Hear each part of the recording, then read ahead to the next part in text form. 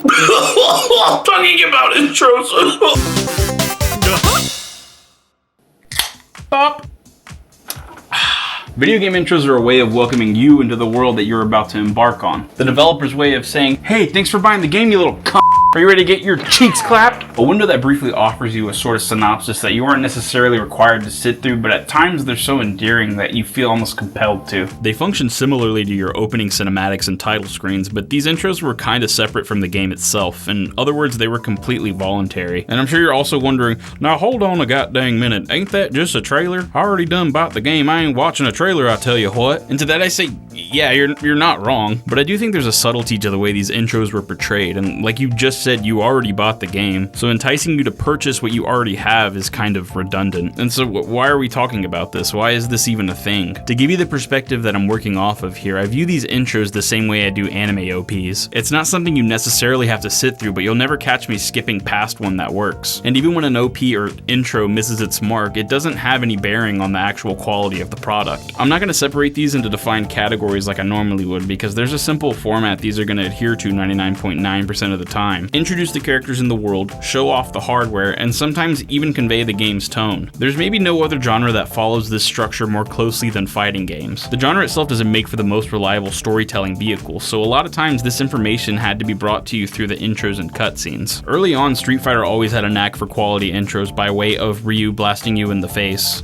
I'm sorry. I think my favorite from the series is the Alpha 2 intro. I like the sleek aesthetics and the vibrant colors that reflect the youthful nature of the game. Marvel vs. Capcom 2 slaps you in the face with some slippery bass licks and flashy character art by the prolific Bengus. I think that's how you say it. Oh, what's wrong? You don't like bass, you pussy? And who could forget that iconic Melee intro? But you know what rocks my cradle like a big dumb baby? Tekken. Tekken is one of the first games period to implement these intros as effectively as it did. Not to mention being one of the first fighting games to tell this kind of interweaving narrative. And to this day, I still get chills whenever I hear the music build up the way it does to erupt into that electric Tekken 3 intro. It's also a great example of how an intro can show off the graphical capabilities of your system, because while it may not be all that impressive now, the Tekken 3 intro and cutscene graphics were pretty nice to look at. In fact, I still think they look good, but that's just my opinion! This is something you saw a lot in PS1 games. I remember being equally impressed with the Legend of Dragoon's intro, zooming by a litany of different gameplay over Dart's smooth FMV model. We even got this with scary, spooky story games as well, like Resident Evil 2 for instance. Hold on, wait. This isn't real, right?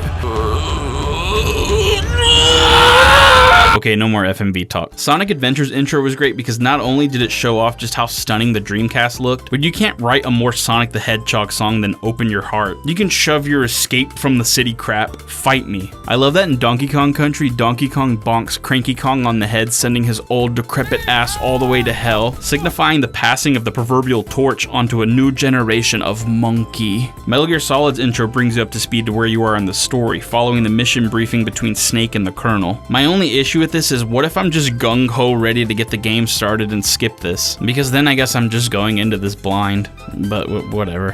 However, I love how cinematically Onimusha 3 brings you up to speed, even if it doesn't say all that much, so if I do skip it, I'm not really gonna be in the dark. However, Lord be damned if I don't mention just how goddamn hard every Dynasty Warriors game intro is. I don't even really have a dignified way of explaining it, they're all just certified ass beaters. Dynasty Warriors 4 in particular makes me want to run outside and start slashing crowds of people to pieces with a spear. And while we're at it, every Way of the Samurai intro makes me want to slash crowds of people with a katana. If you're with law enforcement, I'm gonna have to strike that from the record. One thing that's aged infinitely better than those PS1 FMV graphics were when you'd get these like 90s anime style intros. Once Mega Man X left the Nintendo farm for Big City Sony, it had an all new line of anime OPs. X4 being my personal favorite. It was real cool. Wild Arms intro beautifully showcases all its heroes to a theme that effectively channels the game's Western brand. The only thing that sucks is it's not at all indicative of the game's actual visuals. There is this game called Tail Concerto that had character models that weren't too different from the intro, so good on them, I guess.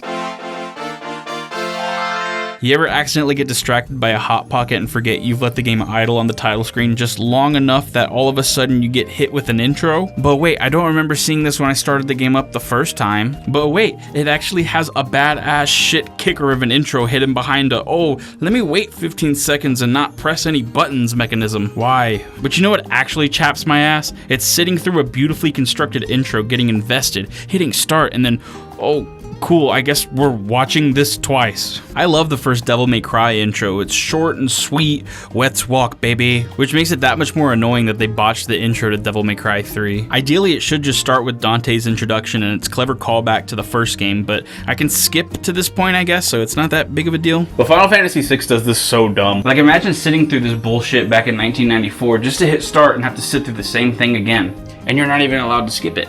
Like, it isn't that big of a deal and it doesn't ruin the game, but it definitely ruins whatever flow it is they're trying to elicit to you. Like, just give me no intro. Let me go right to the title screen if you're gonna do it twice. I guess suggesting having no intro is a weird point to make in a video about intros. Let's get back to the good though, sorry for the rant. The ones I enjoyed most properly encapsulated the tones of the games they came from. Take Metal Gear Solid 3 for instance. I love the whole 007 big bad spy baby theme that appropriately dates the game while also just giving a Kojima nod to the player. No need to worry, Snake is back, baby. Even though Raiden was pretty cool and y'all were just being babies about it. Speaking of Kojima titles that don't get nearly enough recognition, the intro for Zone of the Ender showcases how exciting and dynamic it is, but it also highlights the somber nature of its subject matter with the track Kiss Me Sunlights. Boy, is that a Japanese to English translation if I've ever heard one. And if we're talking about representing the depressing nature of a game's tone, no game does this better than Silent Hill 2. Akira Yamaoka's theme of Lara really helps drive home those motifs of loss and desire while having a little bit of grittiness to it because, you know, Silent Hill. You could say the same for the first and third installments, but I think the second game just hits the mark so well with this. Nowadays, games opt to bypass all the bells and whistles, and that's sort of on us. We've become a bit too attention deficit, fueling that urge to just want to get up and get her done. So more often than not, it's just straight to the title screen, and I totally get it.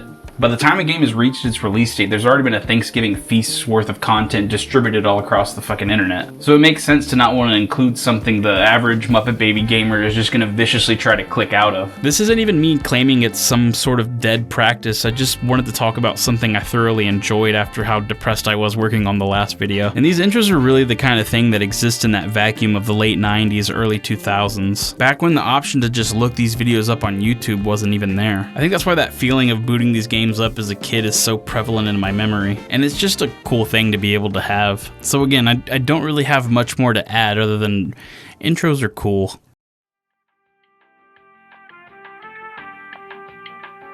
How's it hanging, drunky babies? It's me, Drunky Senior. Just wanted to tell y'all thank you guys so much for how patient you've been with my inactivity lately. These past couple months have been particularly rough on your boy, so getting myself back into the rhythm of making content again was, you know, kind of a big task for me. I started and scrapped like 5 different scripts and just couldn't get myself to do anything. And I really wasn't proud of having put that last like Hitman highlights video out. I just figured some content is better than nothing.